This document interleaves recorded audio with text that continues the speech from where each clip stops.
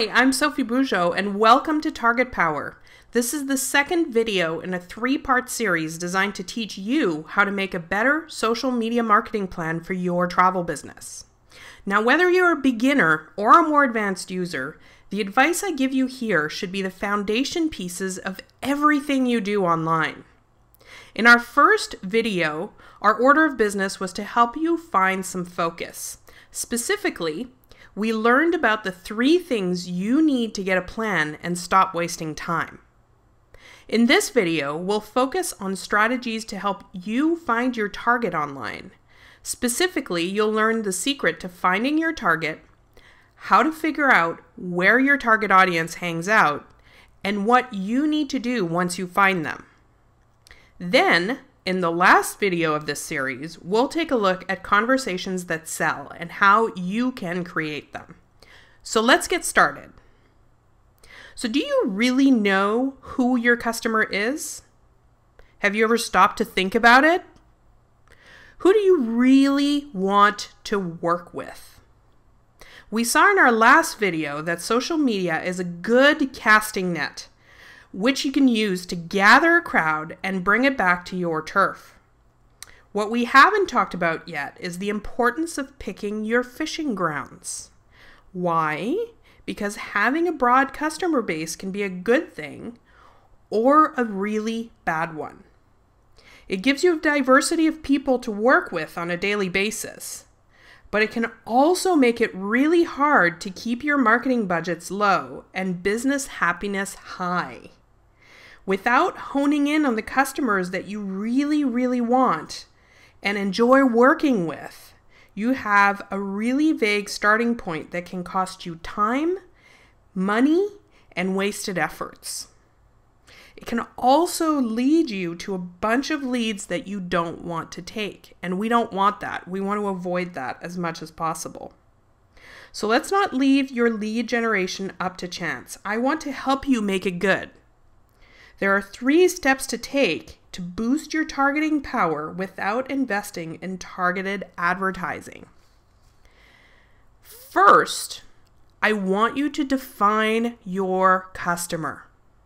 If you've ever gone through any type of marketing training, you know the importance of understanding who you're talking to. This will help you with your marketing as a whole, not just social media. I want you to take a moment to really think about the type of person you want to reach and build their profile on paper. So you heard me right. I want you to grab a piece of paper and do this exercise. Think about things like, what's their name? How old are they? What do they do? What kind of family life do they have? What interests and hobbies do they have? Do they belong to groups or associations? And most importantly, what do their travel habits look like? The more detail you can provide here, the better. If you have a few client types based on your specialties and your current services, that's okay too, but you'll need to build a profile for each one of those specialties and services. Just don't go crazy. You don't want to have too many people you're targeting, otherwise we're back to being scattered. So keep it simple and only think of the type of clients you really want to work with. Here's a quick example to get you thinking in the right direction. Meet Julie. She's 34, married, and a mother to 2-year-old Ben. Julie works as a bookkeeper for a local financial services firm. Her husband works in sales for a technology company. Combined, their annual household income is around $120,000. Now, Julie is very family-oriented and belongs to several mommy groups in her area. She also has a passion for photography and food, and she indulges in both passions virtually thanks to a few online groups she belongs to. On the professional side, she's a member of the local Chamber of Commerce and a few professional associations. When it comes to traveling, Julie and her husband love sun destinations. Since Ben was born, they've been seeking out family-friendly destinations to visit at least once per year. Sometimes they travel alone, but often they prefer to bring another young family with them so that Ben has a friend to play with. Since they can't travel too often with a 2-year-old, they rely heavily on expert advice to make sure they get the most out of each getaway. They want value over cheap prices and will spend more if it means a better experience. Their average travel budget is around $5,000, but that's flexible. So do you see how that works? Remember that this profile is your ideal customer. This may or may not be the people you serve today, and it definitely won't match everyone 100%.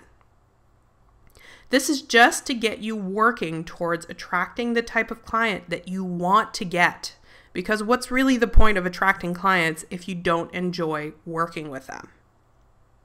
So now that you have your profile built, I want you to move on to step 2, which is to find out where they are. Start by doing a bit of research or consult a marketing expert to figure out which of your favorite social networks is most likely to connect you with a large number of your ideal customer. So where are they hanging out? In Julie's case, for instance, Facebook and Pinterest might be good choices because they tend to have a large female audience and many of them have families. If those are networks you are comfortable with, they can then become your primary focus. So you don't have to be scattered over every network. You focus on the ones where your audience is. You're now one step closer to your target. Here's where it gets really interesting though. We're going to zero in on your audience by doing a bit of detective work. So if we go back to Julie's profile, let's think about some of the characteristics we outlined as a starting point for our research. First, we mentioned that she's very family-oriented and active in several mommy groups.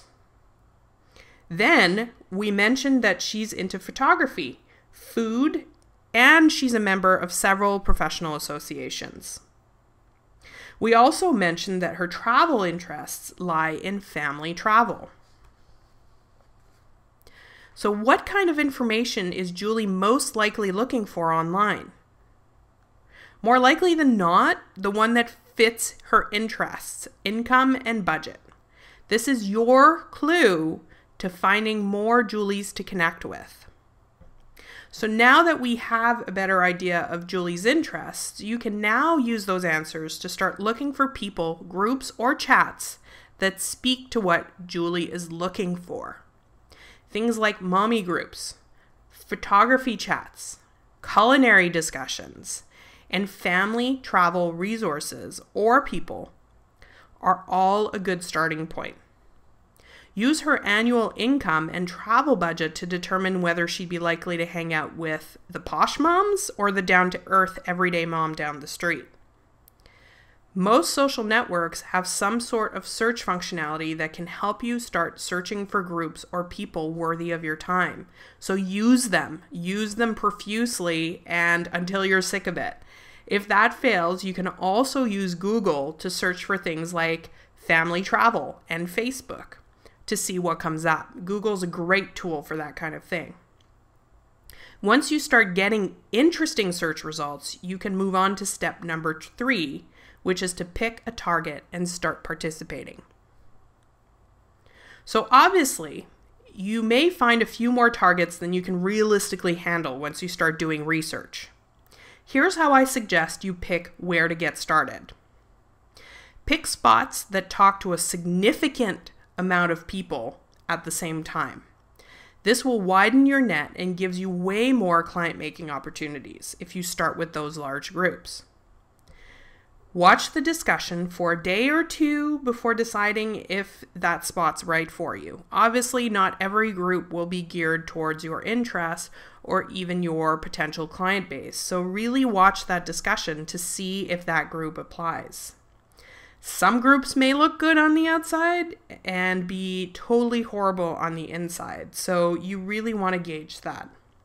And then once you find a few spots to contribute to, stick around for at least a few weeks before moving on.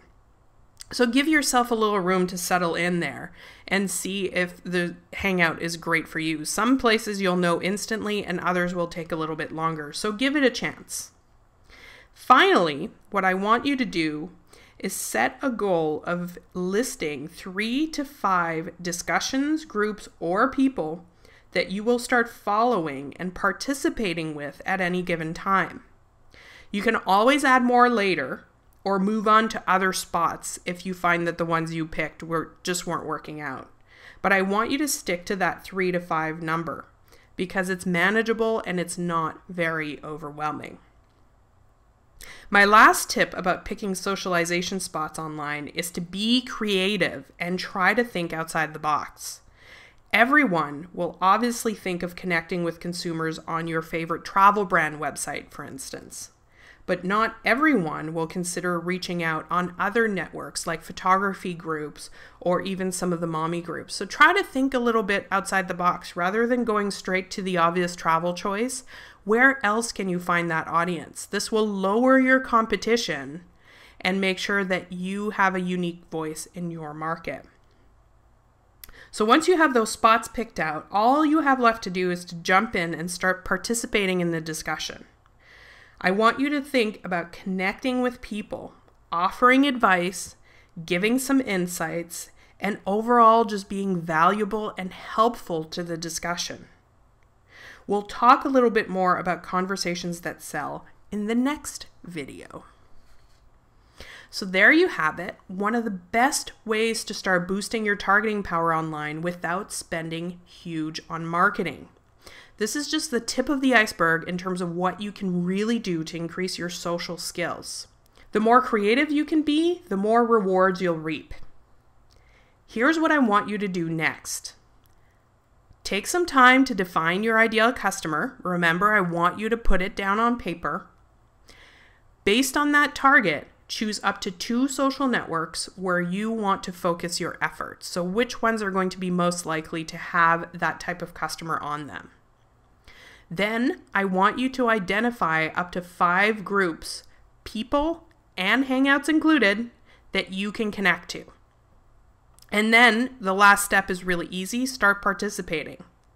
If you like this video, be sure to like it, share it with your friends if it's been useful to you too. And if you'd like more social media tips and advice, you can also head over to my website at www.sophiebujold.com and sign up for my free email tips. You'll get a new one every Tuesday and be the first to hear about new programs and services I'm offering. So if you want to work with me on your online presence, you can also check out my services. Between now and March 15th, just let me know that you saw me on Host Agency Reviews and you'll receive a bonus 30-minute Facebook page review. So head on over there and check it out. I'll see you next week for our 3rd and final video. See you then.